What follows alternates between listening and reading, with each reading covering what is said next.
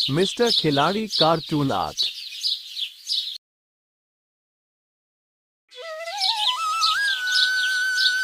चंदनपुर नाम के एक छोटे से गांव में सोनू नाम का एक गरीब लकड़हारा रहता था।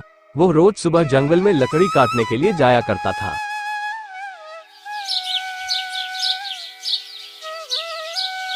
एक दिन सोनू सुबह सुबह जंगल में लकड़ियां काटने निकल गया। आज तो जंगल की सारी लकड़ियों को काट ही दूंगा। हाँ, इन्हें बेचकर जो भी पैसे आएंगे और मिला को उनसे एक ताजा मछली लाकर दूंगा। बेचारी कब से बोल रही है, खुश हो जाएगी। सोनू की इस आस में कि ज्यादा लकड़ी काटकर ज्यादा पैसे कमा लूंगा। लकड़ी काटते काटते शाम हो जाती है। तभी सोनू थककर आराम कर रहा होता है कि उसके पास एक सेठ भागते हुए आता है, जिसके हाथ में एक धन की पोटली होती है। अरे भाई, मुझे जल्दी से कहीं छुपा दो, मेरे पीछे कुछ लुटेरे डाकू पड़े हैं, जल्दी करो। सेठ जी, आप चिंता मत कीजिए, जल्दी से उस बड़े पेड़ के पीछे छुप जाए। सेठ पेड़ के पीछे छुप जाता है। तभी वहाँ 4 लुटेरे डाकू आ जाते हैं। क्यों रे, क्या तूने यहाँ किसी सेठ को भागते हुए देखा है? बता हमें। नहीं नहीं डाकू जी, मैंने तो किसी भी सेठ को यहाँ से भागते हुए नहीं देखा। तभी एक डाकू जो तोतला होता है वो बोला, अरे लकड़हारे, तुम तो सच बोल रहे हो ना। उस तक के हाथों में एक धन की तोतली भी थी। अगर तूने हमें धूप बोला तो तुम्हारी खैर नहीं, समझे तुम? हम लुटेरे दातू हैं, लुटेरे दातू हैं। डाकू भाई, जरा धीरे धीरे बोलोगे तो समझ में आ जाएगा। मुंह से सुपारी थूक दो ना। साले, मेला मजाक बनाता है। ए तू लुक, मैं अभी बताता हूँ तेले को। जल्दी से उस्ताद को खेत का पता बता। नहीं नहीं डाकू महाराज, मैं सच बोल रहा हूँ। मैंने यहाँ से किसी भी सेठ को भागते हुए नहीं देखा है जिनके हाथों में धन की पोटली हो। लगता है आप जिस सेठ की बात कर रहे हैं वो किसी और दिशा में चला गया होगा। उस्ताद, लगता है ये लकड़हारा ठीक बोल रहा है। वो थे दलूल दूतली दिथ में दया होगा। चलो यहाँ थे। अच्छा ठीक है, चलो फिर यहाँ से वो सेठ बचकर जाना नहीं चाहिए। हमें उसकी धन की पोटली चाहिए। जिसके बाद सभी डाकू वहाँ से चले जाते हैं। तभी सेठ पेड़ के पीछे से निकल कर आता है। तुम्हारा बहुत बहुत धन्यवाद भाई, आज तो तुमने मुझ बाल बाल बचा लिया। लेकिन सेठ जी, आप उन लुटेरों से इस तरह भाग क्यों रहे थे और वो डाकू आपके ही पीछे क्यों पड़े हैं? अरे भाई, मैं दूसरे गांव का एक सुनार हूँ। आज मेरी दुकान पर कुछ लुटेरे डाकुओं ने मेरा धन लूटने के लिए हमला कर दिया। बड़ी मुश्किल से मैं अपनी जान बचाकर भागा और जितना भी धन मेरे पास था सब इस पोटली में बांध लिया और भागते भागते जंगल में आ गया।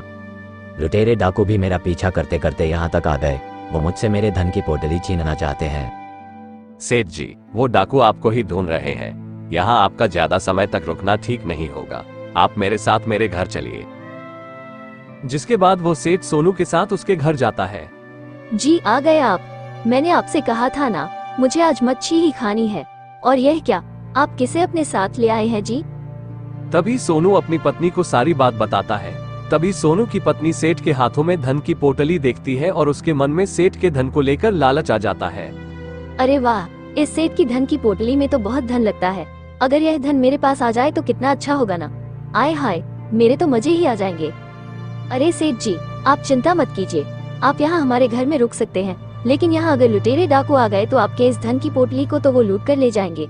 आप अपनी धन की पोटली को मुझे दे दीजिए, मैं इसे संभाल कर रख देती हूँ। ना जाने कब यहाँ डाकू आ जाए। तभी सोनू अपनी पत्नी के मन के लालच को भांप लेता है।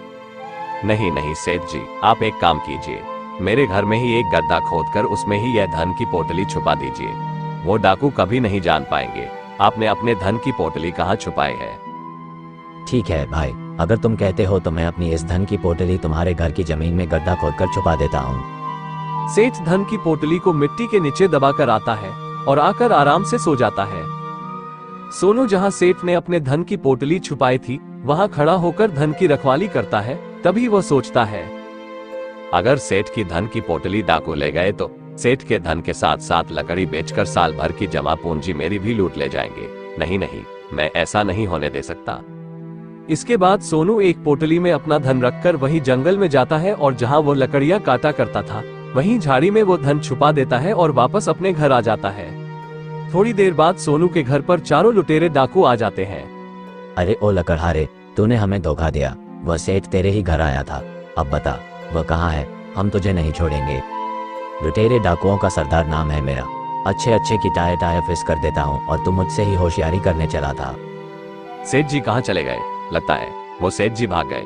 अब ये लुटेरे डाकू मुझे नहीं छोड़ेंगे। सरदार, लगता है ये ऐथे नहीं बताएगा। थेत कहाँ है? गांव के लोगों ने थेत को इतके थात ही देखा था। चलो सरकार, इथे उठाक अपने थात लिए तलो।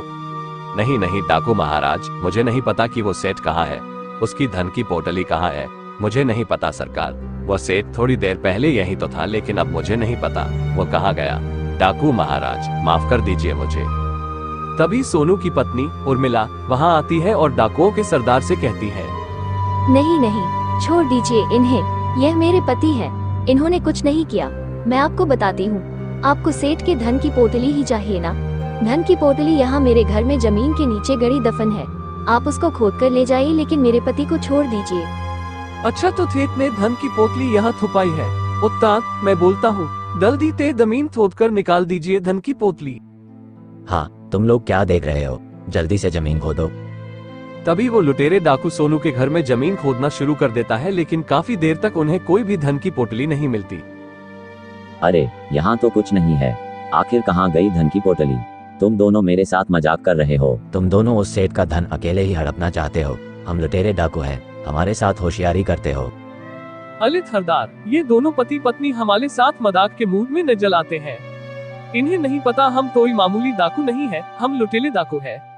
देखो, तुम दोनों सीधे सीधे बता दो, कहाँ छुपा लखा है थेत का धन? चलना, तुम दोनों अपनी दान से हाथ धो बैठोगे।